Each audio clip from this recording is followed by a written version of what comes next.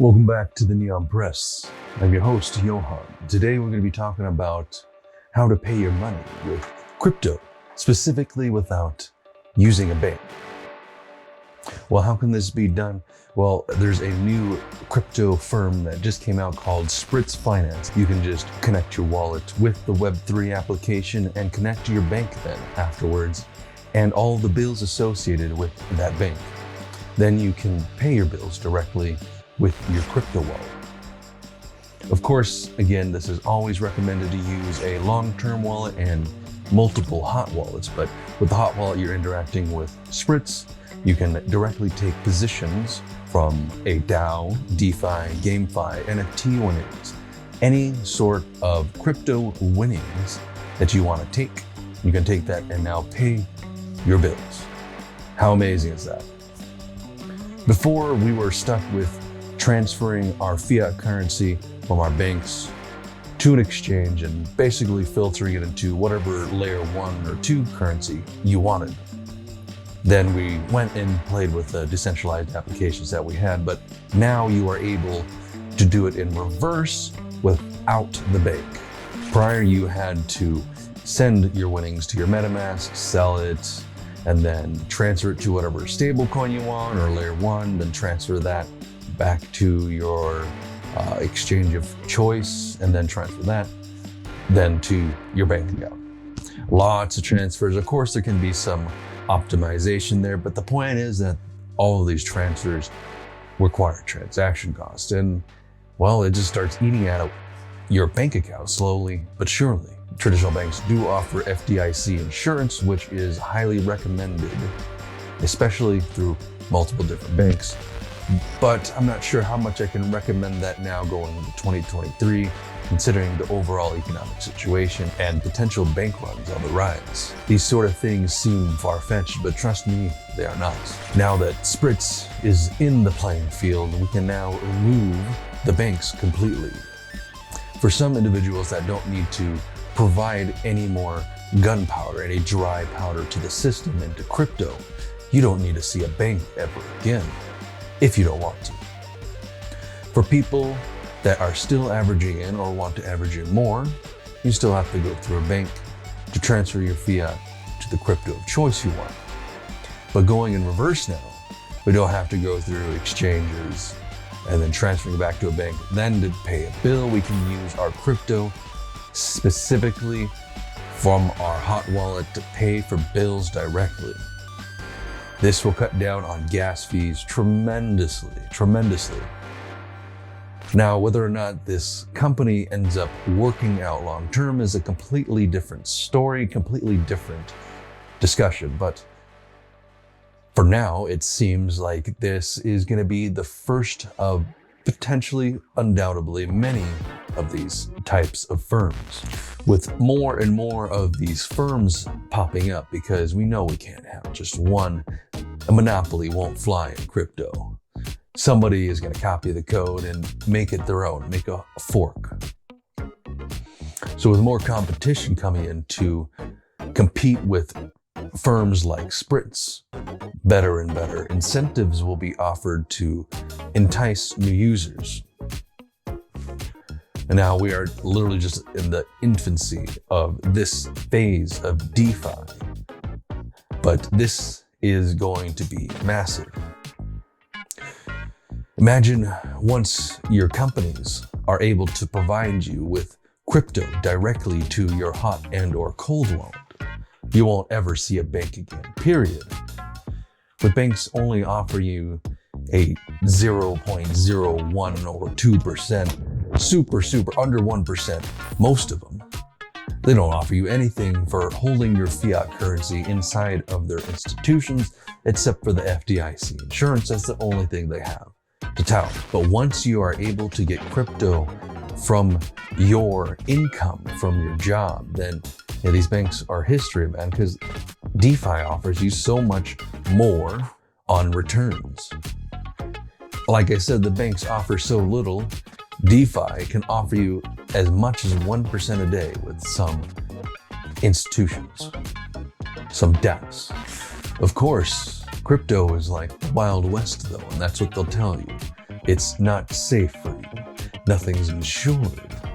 And there's no sort of laws to protect you really right now. There's more and more coming into place, and I know they've been working on this stablecoin bill, for quite some time, but I haven't heard anything on it in a while. We're still waiting for the FTX, Alameda, hopefully no Genesis or Gemini are gonna come into the play, but that whole fiasco, that whole play is still happening before our very eyes.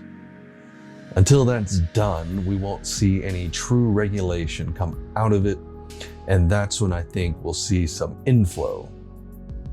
How long this case is gonna go, I don't know, but yeah, we just still have to wait for that macro environment too, Fed has to start lowering interest rates. We're still in the process of raising. Then we have to go through the pause period, and then finally they will start cutting. And that's when we will see a full-on bull market again. Till then, we have to keep positioning ourselves into protocols that we believe in. Of course, none of this is financial advice. This is simply my own financial vlog journal journey. You are here to join me. If you find any of it useful, then kudos on you, but don't take this as financial advice. This is me just experiencing DeFi. But DeFi has so much. There's so many different protocols, so many different dApps that you can get involved in, depending on your position. If you have a lot of money, you can earn a super low yield, 3 to 4%, plus being exposed to a super highly volatile market, of which we're beaten down pretty heavily right now. So you can earn a 4 to 5% return, something that you'd only see with traditional markets and something like bonds, T-bills. But here in crypto, you'll not only get the return as well, but you'll have the exposure to the market. With other traditional methods of exposure to low yield, low risk, you don't have any exposure to volatility to your initial. With crypto, that's the complete opposite. Like I said, we're beaten down pretty heavily right now. And if you look at something like Aave, you can take your money, buy Ethereum, put it in there and start earning 4 or 5% on that.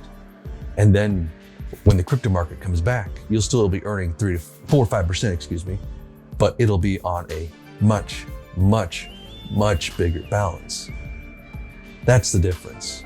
And that's the thing that people aren't understanding. Yes, you can take your $100,000, throw it right into T-bills and get a 4.5% return for the next year, 2, 3 years, whatever it happens to be. But you can also put that to crypto, Ethereum, AVAX, Binance, Tron, Bitcoin. Come on, you can buy any of these, hold on to them, and in DeFi, you can lend them out, earn a percentage on them, and still have custody of your own assets, essentially serving as your own bank. This is why it's a direct competitor to traditional banks, except it's way better. You can earn so much money, and you're not doing anything with it except saving it. You're not spending it. You're not buying it, drinks, vacations, cars, clothes. These sort of things are liabilities. Buying more and more crypto is an asset, and that's what you have to understand, and people don't understand it. It's an asset.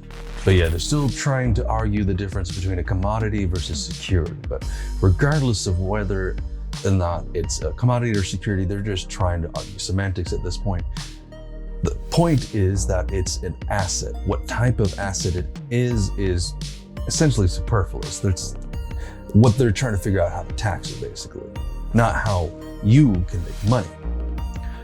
But essentially, we'll tax it and apply laws and regulations to the businesses as well. But essentially, it's an asset. You can buy it, own it, and earn money while owning it, while waiting for the next bull run.